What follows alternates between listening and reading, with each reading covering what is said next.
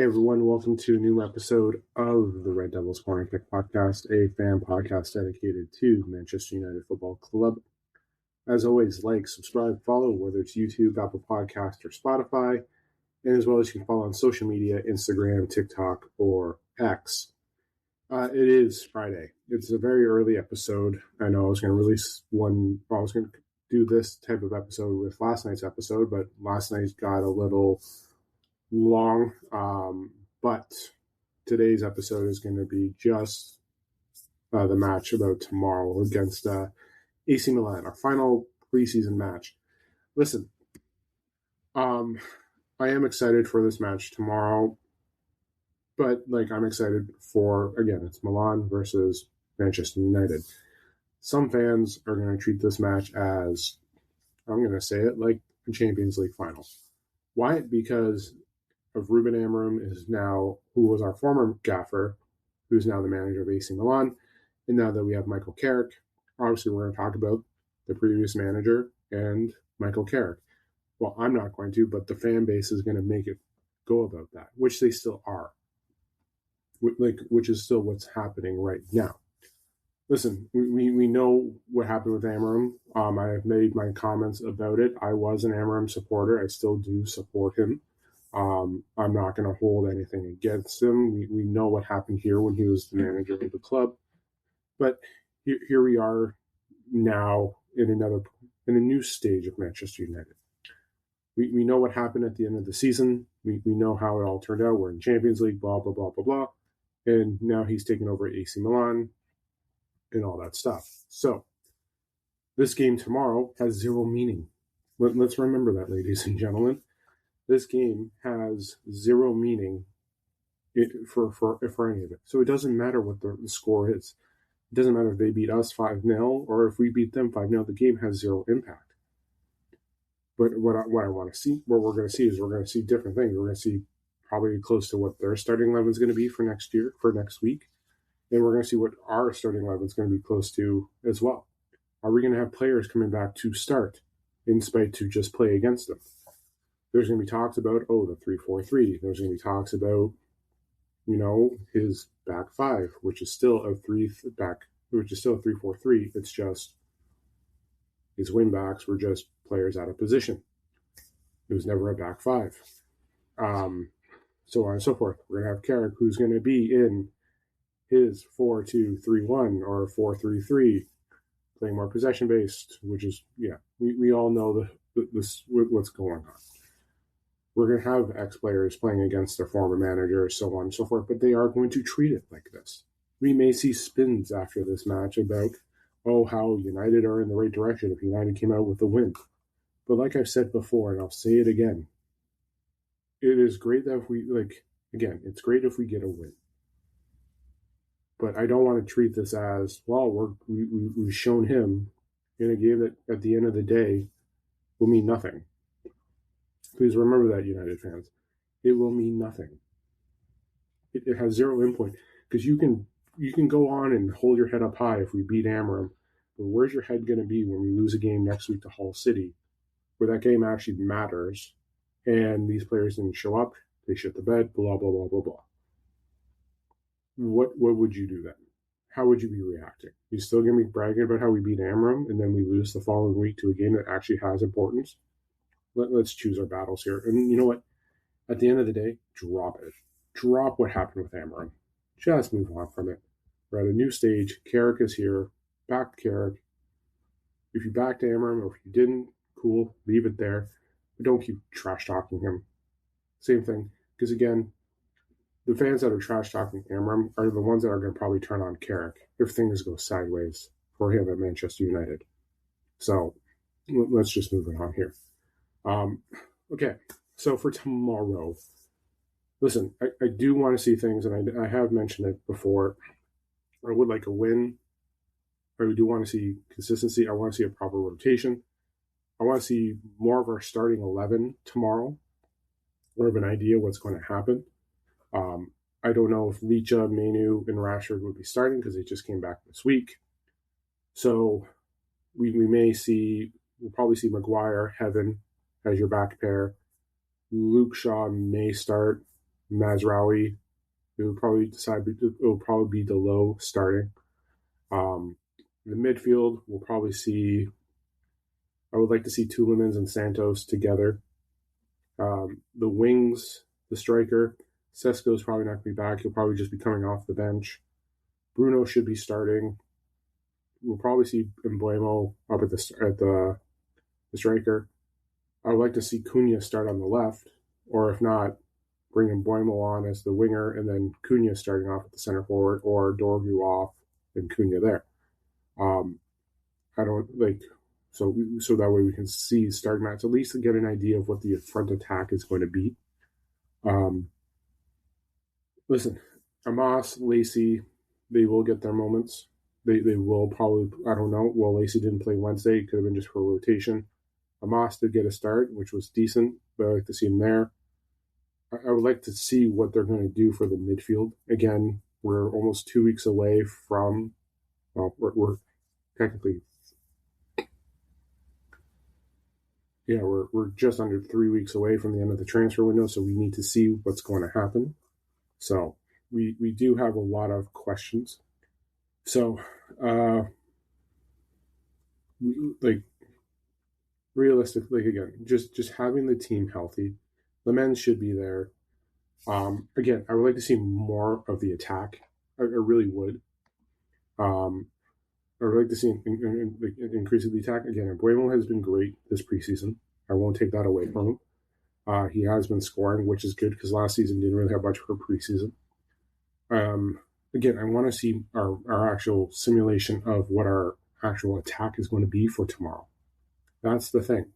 So, an FYI, I have mentioned it in episodes before, as we've been leading up to it, calling this the Amorim Derby. So when you see the logo and everything for this episode,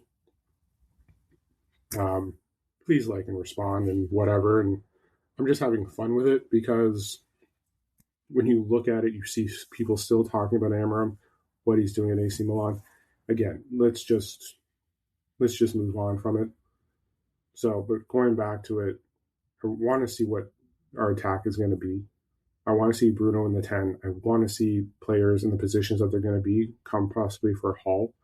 At the end of the day, it doesn't matter if this is what our lineup's going to be or not. We can still change it for the week, but I want to see something similar to what we're going to see during the season. I want to see something of that. I want to see who our proper midfield pair is going to be. I want to see what Manu is going to do. I want to see what Aiden Heaven and is Aiden Heaven going to earn his start for next week against Hull, or is he going to go straight to Leach? What's Luke Shaw going to do? What is sorry about that. I just want to see, I want to get a feel of this being an actual game, of them actually prepping for an actual game. Leeds was it was rotational, but this is the game where you want to see, because again, as much as we have Hull, we have Ipswich, and then we have Everton, I do want to see what's going on with Hull, and I want to see how we're going to prepare ourselves and what a starting lineup is going to be. He may still dabble and rotate for the first 3 matches, but we won't ever know because we don't know if it's going to be treated like this. So, but yeah, it's going into this match. Also, one thing too, I don't want to see a quick goal. I don't want to see that. I want to be able to see us control the midfield. That's the one thing too. Nothing against the Fletcher brothers, Lacey and Moss, but I want to see our actual core, what our starters could be. And I don't want to see us just being there, being like, oh, well, we're going to just put in the youngsters. I'm okay with the youngsters playing on later on, but it's the start I want to see more of. I know some players are coming back fit, but I want to see Bruno in the 8, or not in the 10. I want to see if it's Tielemans and Santos. I know people were criticizing Tielemans, saying that he couldn't keep up with the pace last week. He's just getting himself back from injury. One, he was injured. 2, he's just getting himself back in condition. It was his second game. I'm not going to worry about it. We're going to see him get better. We're going to see him get more fit. He did play the World Cup, but he also got injured at the World Cup. So getting himself back is there. Plus, you were all praising him the weekend before when he was playing against PSG. So, come on. Let's give time for a guy who played, another 30 minutes. So I would like to see Tielemans and Santos start. I'd like to see what they can do because they could potentially be our starting pair for Hull City. Or we may have Santos and Kobe, or Kobe and Tielemans, or well, we don't know what's going on with Mason Mount. Or we know we see Mason Mount starting if he's good. Chances are he's probably not. He's probably going to sit out and be on the bench and back for Hull City. But yeah, like they need to control all phases. Like last week's goal wasn't good. We did have someone bite in and they were able to score. We have had the issues when starting, giving up the quick goal. Obviously, I know last game we didn't, but we still gave up a poorly defended goal. We've allowed PSG and Atletico to score in the first couple of minutes of the match, so we've had to chase. Last game we let them in. Don't get me wrong. Sometimes through counters we gave up certain things, but it's just a matter of getting ourselves organized. But we have to be able to control all areas. But again, I want to see the attack more. I want to see more finishing. In midfield, I want to see control. I want to see advancements going forward. I don't want to see passing back, so on and so forth. I want to see being able to go forward. So, again, it's the final game of preseason. I just want to come out of this healthy. If we get a win, we get a win. Again, if we... How do I put this? It's nice for a win. But if we lost 1-0, I will be upset, or 2-0. I won't be criticizing it. If we blow a lead to Hull City next week, that's when I'll start losing these games. That's when I'll start being judgmental. Because right now we have players coming back. We have players that are just coming fit. Carrick is still working on trying to see who's going to be in what positions. Not only that, we know that any of us on the board are not going to be having properly. This is the final game where I think they are going. Actually, you know what? No, that's a lie. It's going to depend on how Hull City and Ipswich go. Is going to determine if we're going to get new transfers in, or if they go for a player who can do multiple positions. So that's what it is. This is going to be an assessment of, do we need more talent? Chances are, if they win tomorrow, Man United, they're going to probably still going to be like, So we'll probably still see spins of how that's going to go. But realistically, it's going to be the first two Premier League games that it's going to assess us on how things are going to go. But listen, we know AC Milan had a tough season last year. We know they do have a talented squad. Obviously, Leao has been reached to it. We have Luka Modric. Listen, am I saying this is going to be an easy Manchester United win? No. No. But fans are going to treat this as the biggest game of the year. They are. Some fans want this as a revenge game. So, listen, we know what happened. We know the backstory. It's just funny that we get Amorim at AC Milan, and that ends up being the last preseason game before the season, and you still have fans expressing some fans expressing their love for Amorim. That is a sarcastic comment.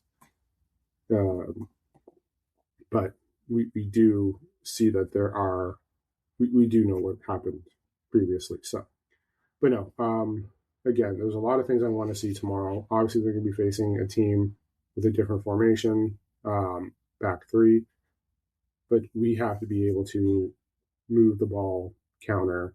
Like, again, I want to see possession based. I don't want us being relying on moments like a counter. Don't get me wrong, last week's goal with Xerxes and Mbuemo was great.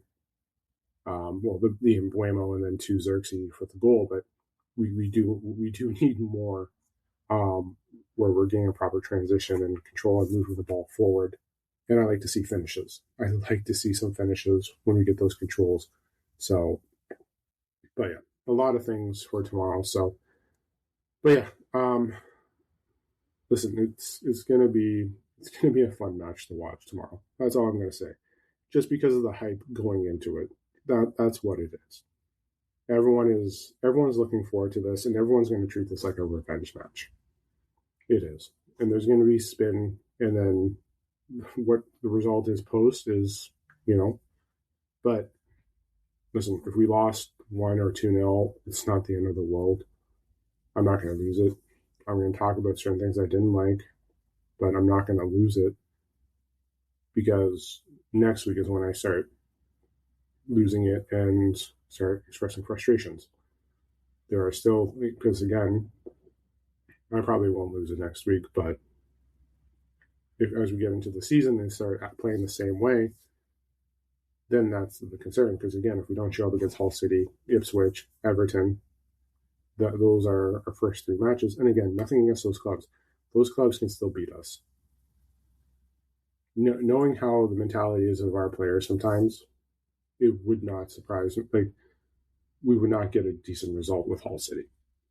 That's just what I'm going to leave it there as. So, all right, I'm going to leave it there for the episode. I will do my post-game episode tomorrow, so keep an eye out for that.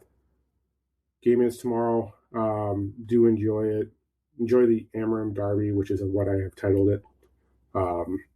Just having fun with it. That's what I'm just saying. So, but no, enjoy the rest of your Friday. Enjoy the match tomorrow. I'll talk to you guys after the match. And then don't forget to like, subscribe, follow, whether it's YouTube, Apple Podcasts, or Spotify. And then don't forget social media, Instagram, TikTok, or X. Don't forget to share it, especially have friends like it, tell them about it. Collaborations, let me know what you want to do as well. So this is the Red Devils Corner Kick Podcast. Glory, glory, Man United.